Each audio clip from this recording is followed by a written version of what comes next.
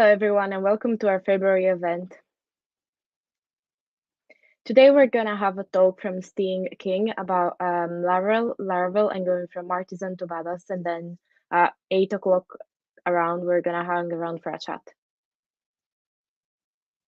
Our platform is Big Orange Art, and their aim is to support and promote positive well-being and mental health.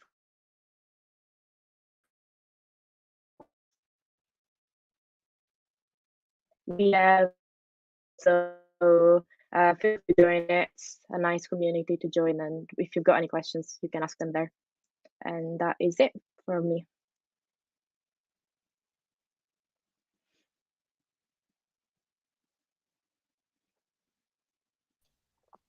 Hey, Hi, Steve.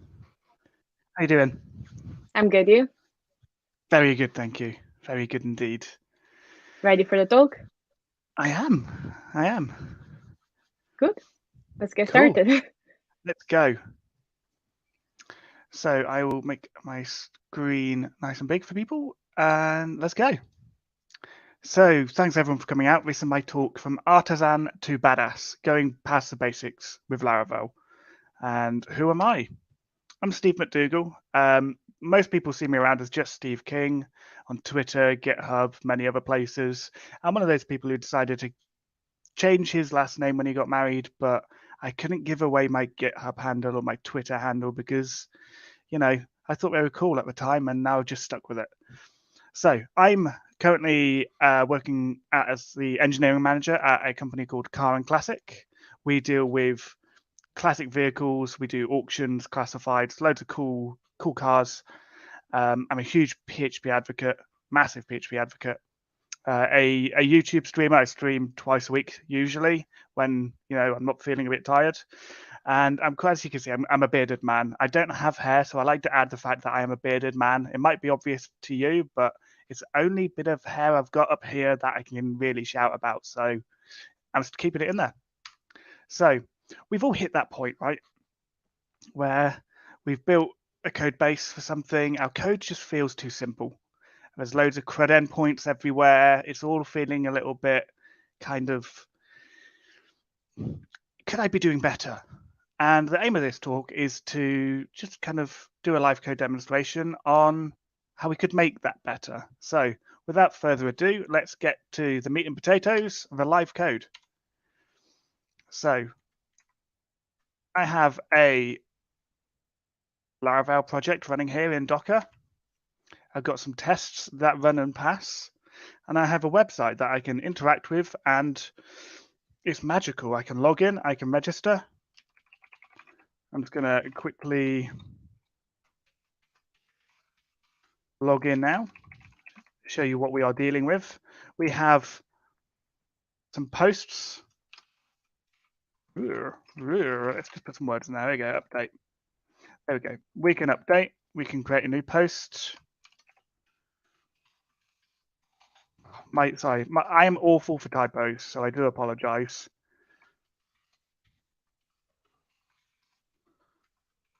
So we can create a new post.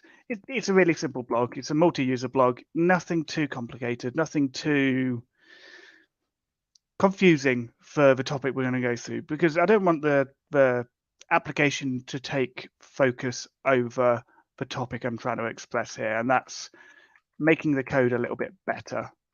So we've got a full test suite, but it's got all of the default ones that come with Laravel Breeze. So it takes a while. You've got to run through them, and it's like, oh, great. Okay, so the ones I care about are right at the bottom. So all I've done, I've added a quick test group for anything to do with publishing, and I believe there's dashboard as well, but I can't remember now. Yeah, it is dashboard. So let's go through the code. So we've got some roots in here. And what I'm going to do, I refactored something quickly, which I'm just going to move back across so you can see it all in one place. I jumped forward a step. So let me just make sure you can see this. Typically what you'd have is a view like this. You've got maybe a dashboard here. You've got, maybe you're returning a view and you're returning, all the posts for a currently authenticated user. then you're going to start grouping everything under a specific prefix like app and your posts. So you can control your posts, you can get all of them. You can go see the form to create a new one. You can actually create the new one. You can go show it. So you can actually view it in the back end without editing. And then obviously there's a patch. So you can do an update to your posts. So all of that's relatively straightforward Laravel. It's nothing, if you've used Laravel, you wouldn't have seen before. So the create controller. This is something you don't need to go beyond. It is simple. It does what we need. Away we go. Our next one, creating when we're actually storing it. So currently what we've got a store request, and we've got a in place eloquent call just to create our model based off of request properties coming through and the currently logged in user, and then we're just going to redirect back to the dashboard. So we've got some validation. So we're just going to say, yep, you're good to go. Here's our basic validation rules. You've got title, category, description, and content. All of those things are what you need.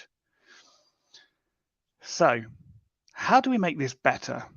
How do we make this less cruddy? How do we make this feel a bit more magical?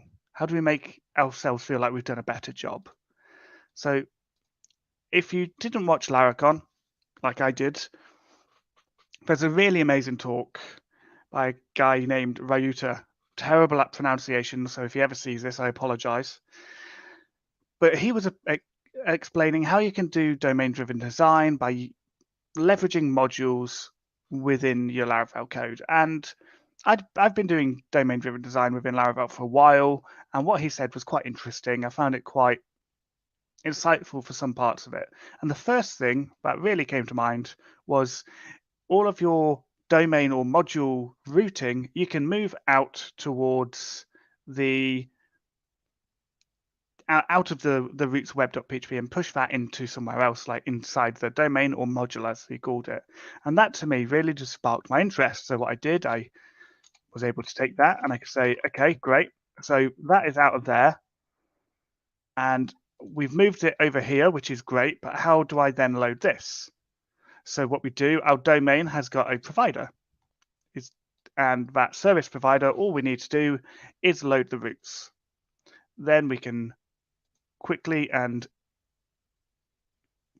how's my screen? There's my screen. And then we just have to register our domain service providers down here, much like we've got our application ones up the top. We're going to create domain specific ones here, which can then load in child domain ones to keep things simple and clean.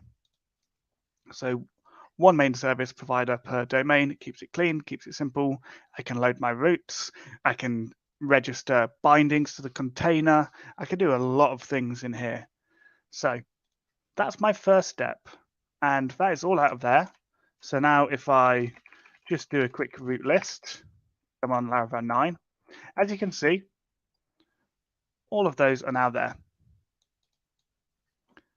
And they're clean, they're simple, and they are all where I want them to be. So I've moved my routes, I've created a service provider, I've registered it. How much further could I go? So if you also watched the Laracon online, then you might have seen Luke Downing's talk on leveraging actions within Laravel. And an action is very much like your service class. It is a class that is tied to your domain and it's got one job. That's the point of an action. It is a single action that just you can boot up and you can run, and that's all it does. You can mock it, you can just use it. Nice and clean, nice and simple. So the first step is to go to our controllers down here. We'll go down to web, backend, and we're going to go to the store controller. We're going to focus on this one first. Our validation, no point changing that. That stays within our application. However, what we want to do, we want to start to look at moving this out. Now, you could move all of that into one class and call it a day, but that's just a slight abstraction. So what I like to do personally is I like to start thinking about how I can work with some of this. My first step is I know that I need to take that request and I need to turn it into a data object or a data transfer object, whichever one you like to prefer to call them. So I can come down to my source folder, which I've created here. If I show you my composer.json quickly, in any Laravel project that I create, I add these two references down here in my PSR auto loading. So I'm loading domains and infrastructure. And domain is where my domain code goes, and infrastructure is any interfaces that I want to bind between my app and my domain. It's that glue that I'm binding between the two. So if we go into our domain down here, we've got a publishing domain. What we want to think of doing now is we want to create a data object. So we will data object. Before we go too far into this, we know we are going to need some we want to bind things, right? That's the whole point of why we're doing this. So I've got a package that I've created for that very occasion.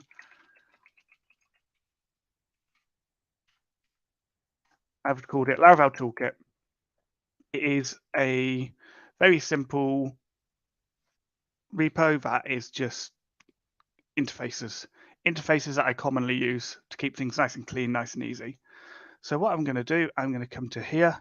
I'm going to create a post data object, and this is going to implement data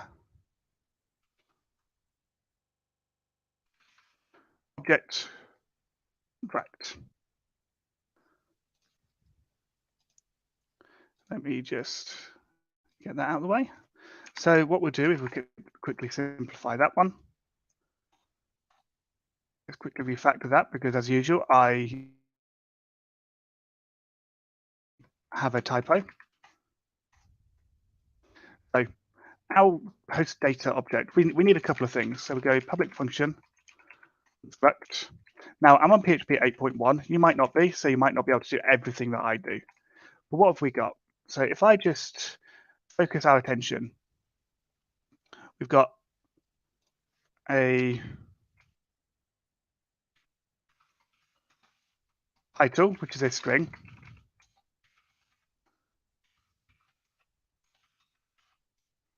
We've got a description.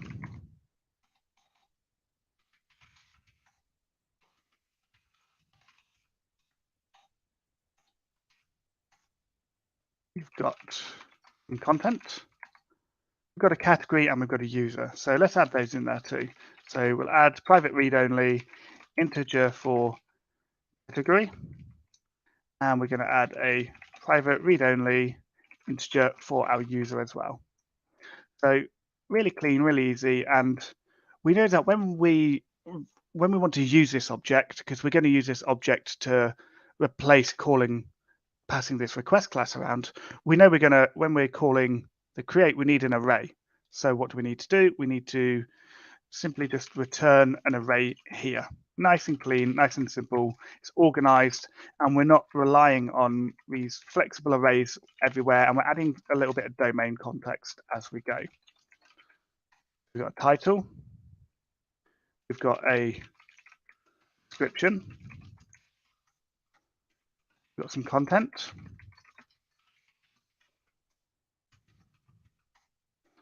We have got the ID, which is there. And then we have got the user ID here, which is, and that is all we need for this. So there is our data object. Let's move this back across. So back in here, we know we're going to need to create it. So to do that, we know we're going to need to create a factory. So let's start off by creating our publishing bindings for any contracts that we're going to create. Question: why am I using setting a read only? Because it is. I want it to be immutable. I don't want it to be accessed in any way other than how I control it. If it was something that could be passed around anywhere and overridden, I'd allow it to not be read only. But I want it to be, once you've said it, it is immutable. Use a getter or setter to override if I want to add that ability, but I want to be very strict because this is a data object which I'm going to turn into an array, and then I'm going to basically spit into my database. Something really simple and clean like that. So what I'm going to do now, so publishing, what I'm going to do is going to create a contracts. So if you've not used Laravel much, then contracts is kind of what we call interfaces. It's a contract between your class and the interface. So what I'm going to do, I'm going to create a new interface now, and we're going to call this the Post Factory contract. And we're going to set that to be an interface. Declare strict types. What we want this to have, we want to have a public function make. This is going to get an array of attributes, and we want it to return the data object contract. That's what, it's got to return something that implements a data object contract. Otherwise, our post factory is just not really being used. So that means in our publishing, we can start to look at creating our factory. So create some factories. PHP class here. And what this factory will be called, it'll be called the post factory. This is going to implement the post factory contract. So I can simplify that. And all this needs to do is return a new post data object. So we know that we're going to get some data back in here. So we're going to get the string value of data get, which is a Laravel function, some attributes, and the key we're going to look up is going to be title. So let me grab those. Then we're going to get the description.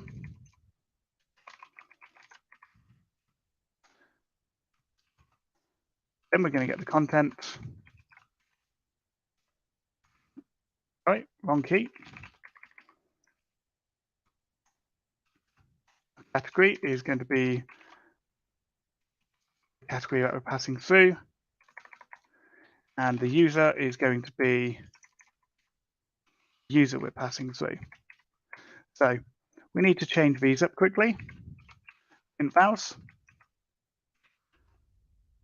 And that is our post factory created. So the whole point of this post factory is to take some validated data and turn it into a data object, which we want to control how it works.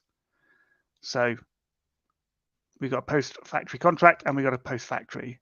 So we've got a contract and we've got an implementation. So what do we need to do? We need to go over to our provider and we want to add this as a binding. So we can say public bindings.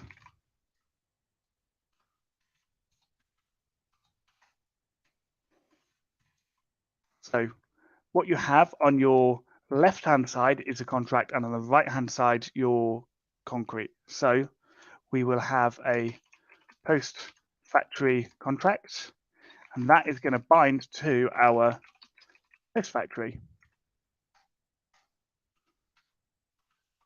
So anytime that we, let me just, do this. This will bug me.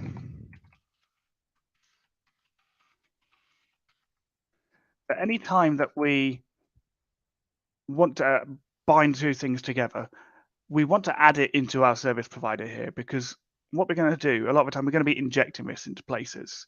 We're going to be injecting the factory because we don't want to new it up, then call it. We want to inject it to call it because we want to lean on our dependency injection where we can.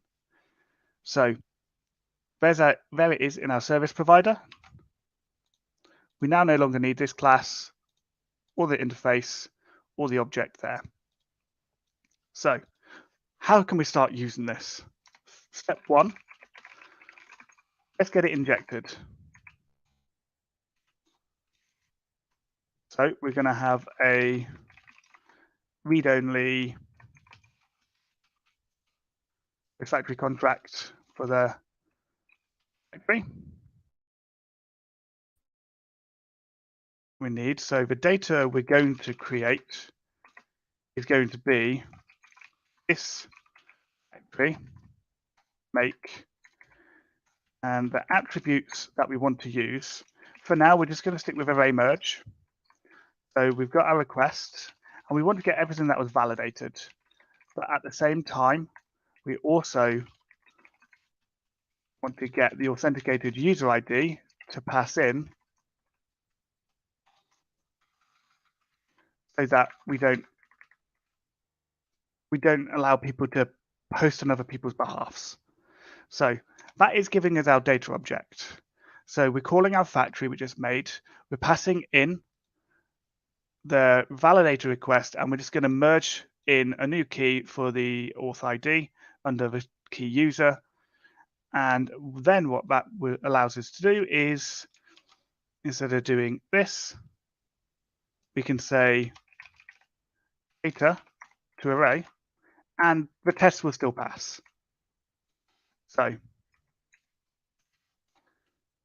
publishing, it should still pass. If it doesn't, then I'm just going to go have some coffee. It's still passing, so we can create new posts and it can create a form. So the one we care about here is it can create new posts. So let's have a look at that test to make sure everyone's happy and we all understand that we're testing it, basically. So it shows a create form. All we're doing here is creating a user, creating a new 10 posts for that user. Then we're going to log in as that user. Then we're going to go make sure that we can basically get that and see that we see the type, the heading, create new post. Nothing too crazy there. So it can create a new post. So again, we're going to create user, create factory for a category. We're going to log in. Then the data, we're just going to build up some data here. Then before we run anything, we're going to expect that we have 0 posts saved. Then once we've saved that post, we expect it to equal 1. So we're just making sure that this is doing its job. We don't care about the redirect at this stage. We're ensuring it from the status code, but we don't really care about it. So this is now working, but we're still being a little bit cruddy. All we've done is taken an array and made it a little bit more complicated. So let's have a look at what we can do next, while still keeping our tests passing, of course, because what's the point in code if it isn't tested? So let's ignore those. Our next step is we need actions. We need our action classes, what other people would call a service class. A service class is typically a class with many methods, but an action is just a shrunk down service class that has one method and one method only. It's a nice way to do some of this. So what I'll do the implementation first, then we'll build a contract around how we're doing it instead. So let's create new post. Not going to implement anything yet. Nice and clean. We're going to have one method, handle. It is going to accept data object contract as object, and it is going to return an eloquent model. So how would we actually do this? So we know we're creating a post, so we don't have to worry about figuring that out or passing that in. At this stage, we can simply say return post, start a new query. We want to run the create based off of the object to an array. Basically, what we had here, we're just moving that to its own action class so it can handle it. Nothing too complicated. It's just clean. So we can add a doc block, and we can say model of type post. Nice and clean. So let's look at how we can create that contract. Our next contract is going to be called the create new post contract. Now, the only problem that I've got with this approach is for the example I'm giving you of a multi-user blog, it's kind of overkill. No doubt about that. It is 100% overkill. This is aimed more at larger applications, if I'm really honest, doing things this way. And if you ever start building larger applications, this is how you would want to do it. So we've got our new contract, which we can grab, and we've got our implementation. So we can say implements contract, and we're good. So the only thing we need to do next is make sure we bind this. So we can say create new post, import that one, and then what we want to do is, now we've bound that, means we don't need this interface. We also don't need this action, but in our controller here, what we want to do is we want to inject it. So private read only, call in that contract, and call it action. So what I can do, I can grab this, I grab all of that, and I can say this action handle. Now, the object I want you to handle is the return of whatever this factory is going to make, which I've bound in. And suddenly it's a lot cleaner. We've got an action that we handle, everything's running through dependency injection, and things are clean and consistent. So if we go over to here, we can run our tests again, and fingers crossed, we've got green passing tests. So the other thing that we can do is, how did I run that last time? Vendor bin sale and PHP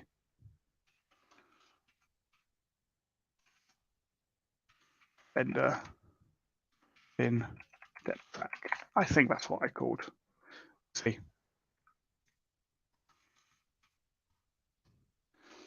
I don't need artisan, I don't think. There we go. So what depth track is, if you haven't heard of it before, I'll quickly go ahead and show you that one. The way to keep your architecture clean. So what you do is you build up your rules and where you want your boundaries to be, and it just checks to make sure that no classes are being called where they shouldn't be. As you can see, we've uncovered 19 files. We've got no violations. We're good. You know, we're not killing anything. We're not, you know, making the purists in the PHP world angry. So what this is, we've got paths, we've got app and source. There are two paths.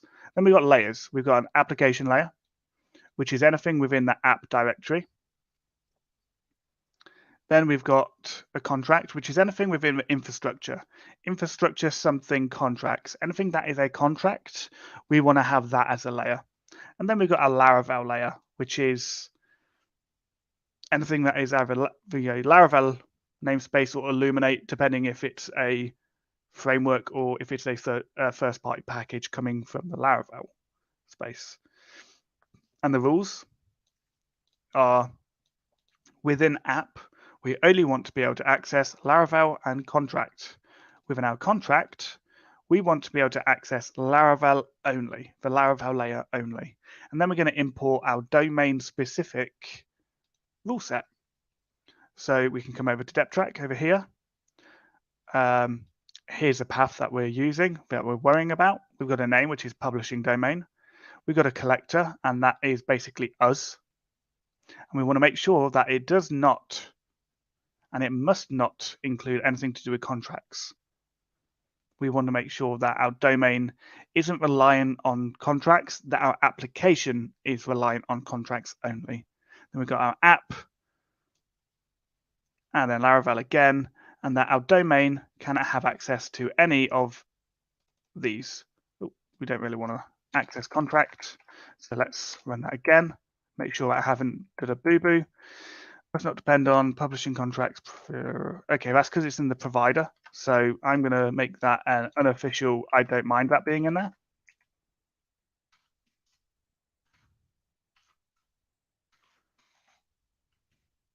There we go. So let's get that way.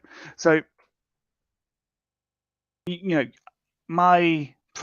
I had my provider within my application, then it wouldn't be an issue.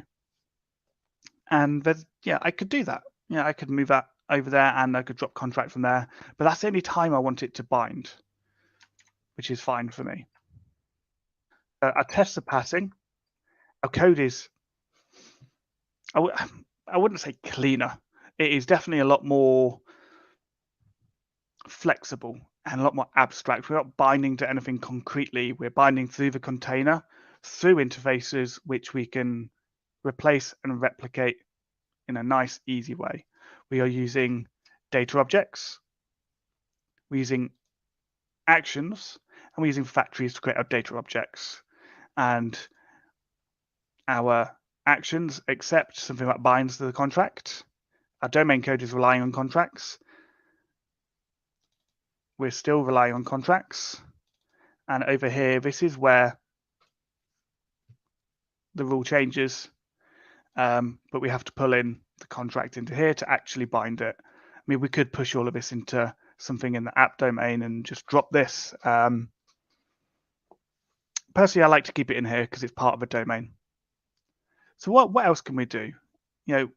That's one option. That's one method, or sorry, one endpoint that looks a bit cleaner. We kind of want to start looking at how easy it is to do it for something else. So let's not worry about our models. Let's come over to our update controller. So again, we've got something similar.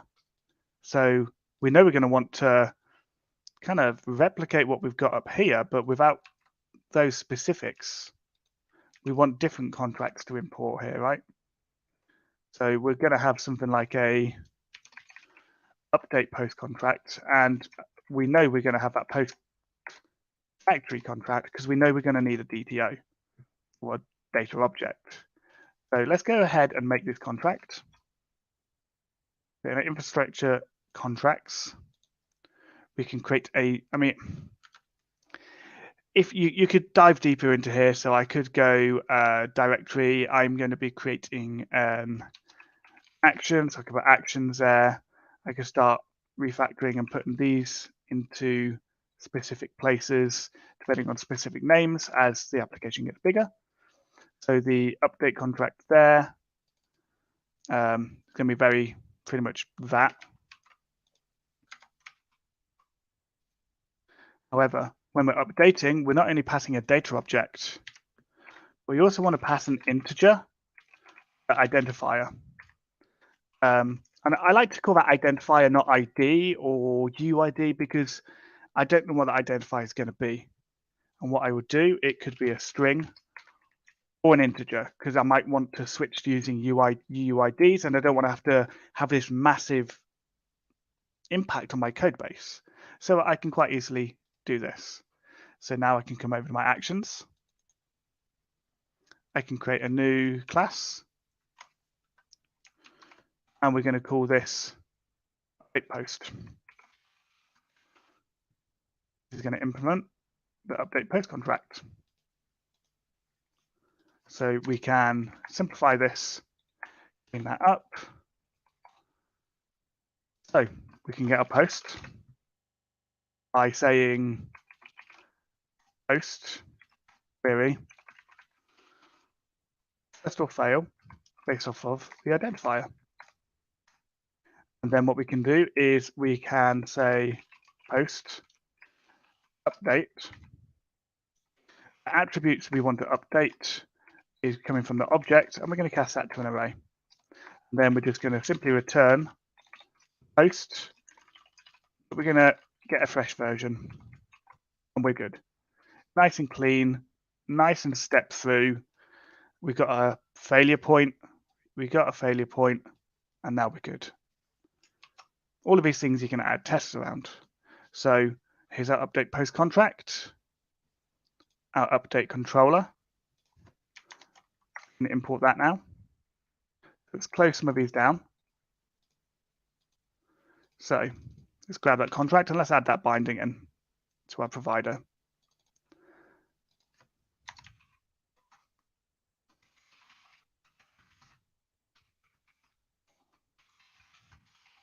Post action class done. So our controller here, say this action handle. Now the object is going to be this factory make. Identifier for this is going to be the post ID. Now what we want to make is going to be some attributes. So we're going to say array merge again, best validated user is the auth ID. That is going to handle all of that and create it for us. But I didn't actually write a test for this one, naughty me. So we're going to test it manually. So we've got Leeds PHP here, Leeds PHP live, update. Okay, select. Okay, what is going on? Let's have a look. Let's debug. It's always fun to debug. So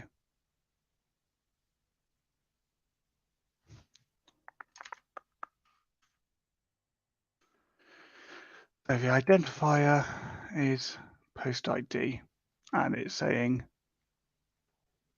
select 22 from post limit column not known. Okay, so let's have a look at what we're doing query wise. So we've got a factory make identifier. So let's go to our action. Let's see where we went wrong.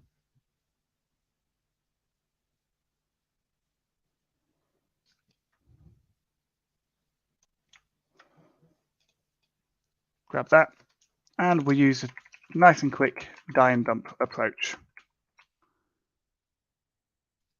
Let's see where this is taking us. So column not found, 22 in field list. Okay, we can work with that.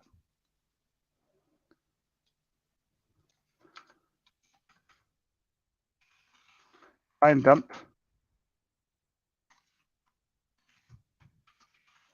Identifier. We also want to die and dump post query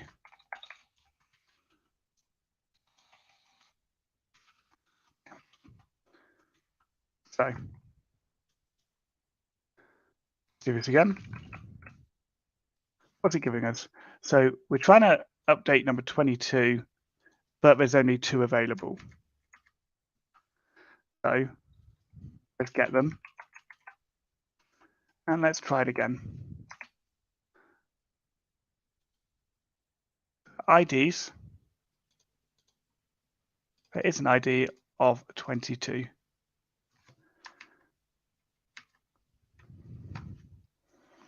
So what we would do, because something's gone a little bit funny, is undo all of that.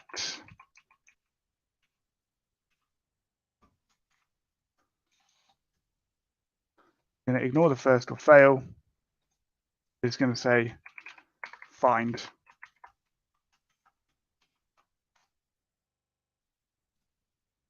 PHP live, Leeds PHP, and we're good. So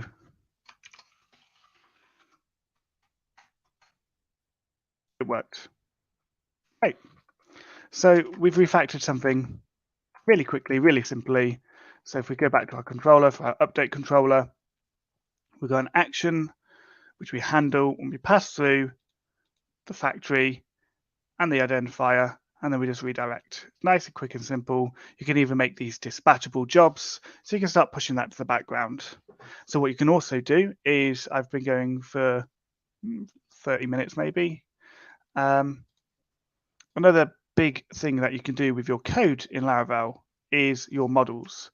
So a phrase I like to use is, we've all been at that stage where our models have more scopes than a game of Call of Duty. You know, you start adding, oh, wait a minute, I want to add one for every status, and if it's approved or not approved, I want to add scopes for that, so I can, you know, write nice quick queries. And then down here we've got a public static boot method, We've got a slug here, but then if we look at the category, we've got a slug there, which is doing the same thing. So what I'll do next is I'll show you how we can clean that up. So we can create a new concern, as we call them in the Laravel world, which are traits. Get some concerns. We're going to create a new one, and we're going to call this has slug. This is a trait. That's all we need to do to start with. So with Laravel, if you have a static function starting with boot followed by the name of your trait, it will run that method for you as part of the process of booting up Eloquent. So that allows us to say static creating. While we are creating our Eloquent model, I want you to take that model. I want to say the new model slug attribute is going to be equal to string slug model title. I basically want to slugify the title.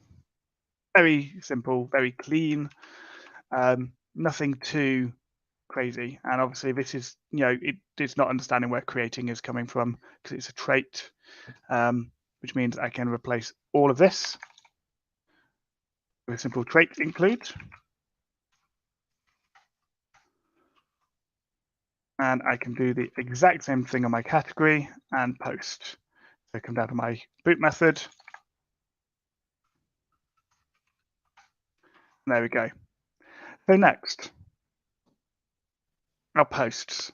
Now, scopes can get messy if you start adding too many of them. But what Eloquent allows you to do, you can add a new Eloquent builder. So what we do inside models, we can add specifics. So we can say we want model builders. And for this one, we're going to have one called a post builder. This is going to extend via Eloquent builder. That's all we need it to do to start with.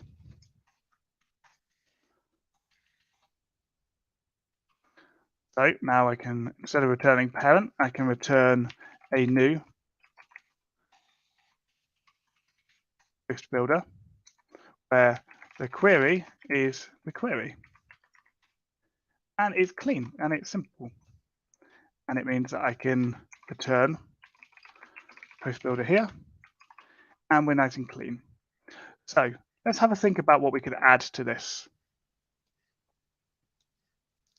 So we've got an active Boolean, which is approved.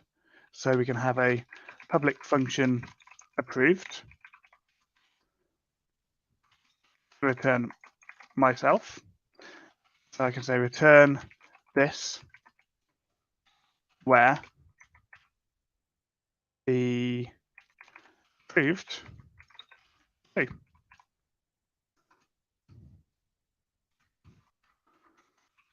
And we can quite simply say not approved, set that to false. We could have statuses, which is coming from an enum. Have a public function drafts. So that allows us to return this where the status is post status draft. This over so we can see that a little bit clearer. And then we can have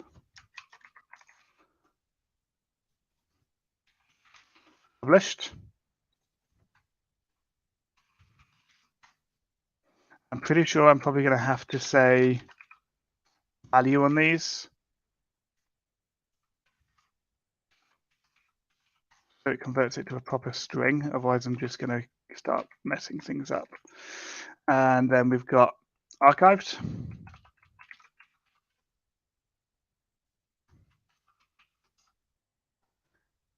And obviously we've got hidden.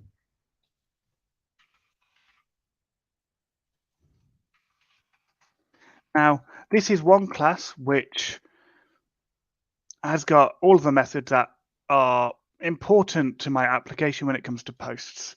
I'm not creating a eloquent model with everything in it and adding scope after scope after scope after scope. It starts to get messy. So instead, we can move that to a builder class, and it's nice and clean. We can take that one step further, and we can say we want custom collections now. So we go to collections, and we can say, okay, so we're going to have a post collection. This is going to extend the eloquent collection. So we can simplify that. Let's have some more real estate here. And our post collection, we don't really need to do anything with it. It's more of a naming convention at this stage. So let's drop this into place. So we can also say click function new collection. And instead of saying parent new collection, what we can say is new collection, and the items are the models that are being passed through there. Grab that. And there we go. We've got custom collections. We're moving all of our scopes over to our own specific query builder for this model.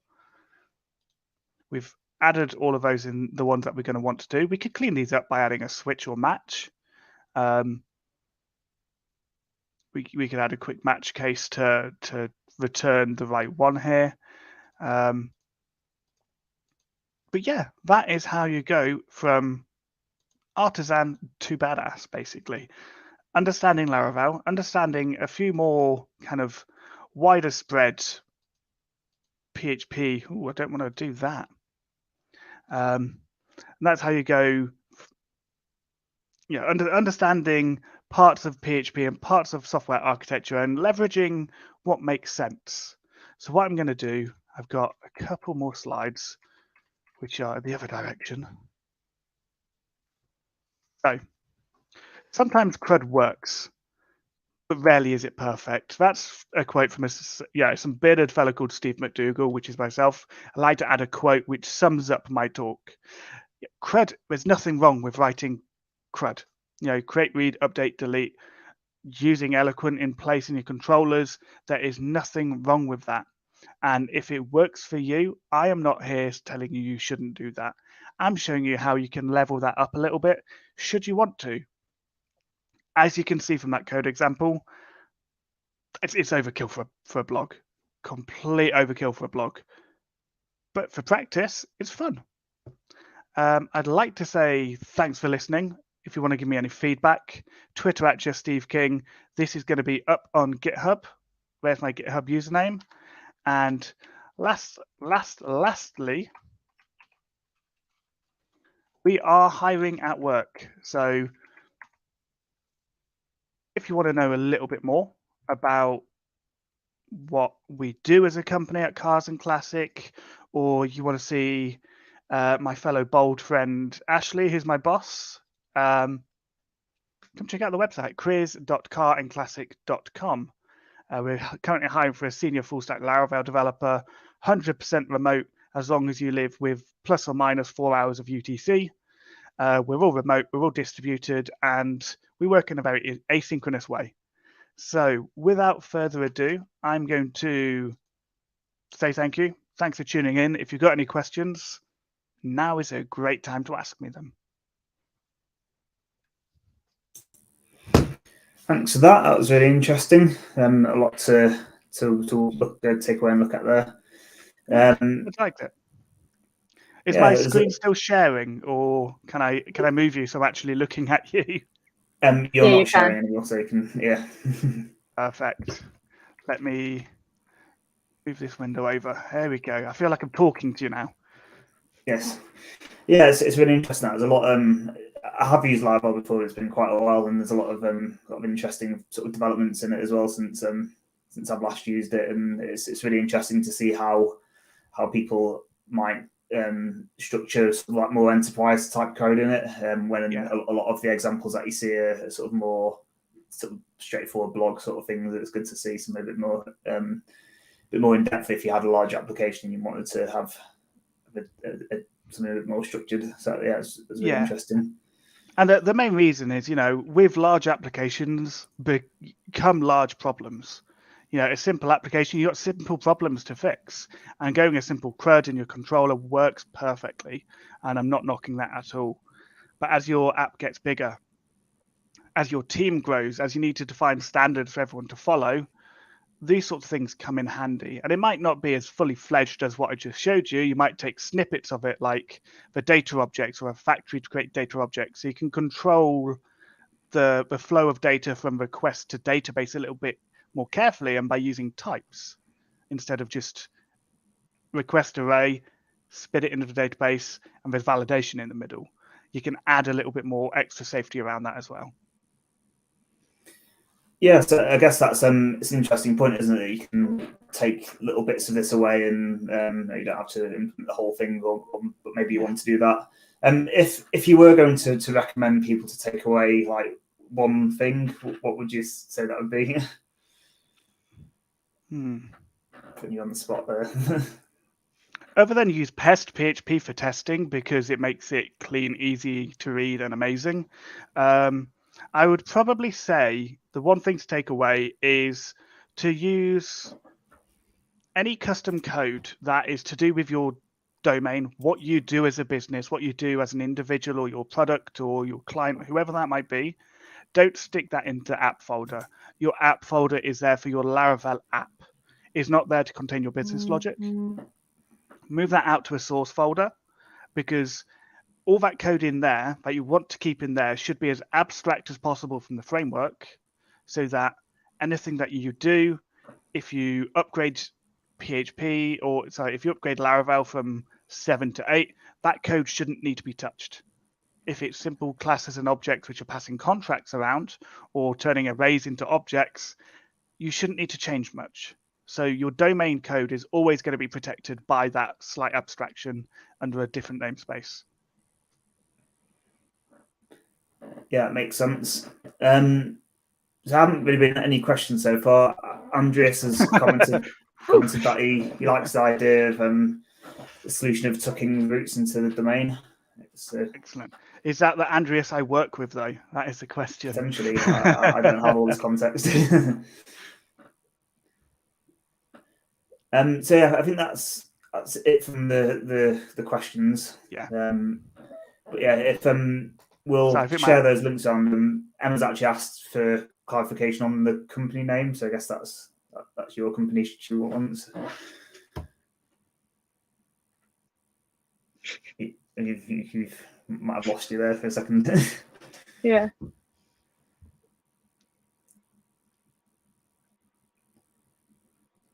I think the company name, we'll obviously ask Steve again, but it can be found in the YouTube link. So if you play back the YouTube link, you'll find the company name. It'll be on his Twitter as well. Yeah. I think it was in his bio as well on the talk. It's carnclassic.com if anyone's interested. On that note, since we seem to have lost Steve, it's probably a good time to finish it. Feel free to hang around for a chat in the social. I need to go and eat some food, I think. I'll see you all next time, hopefully. See you in March.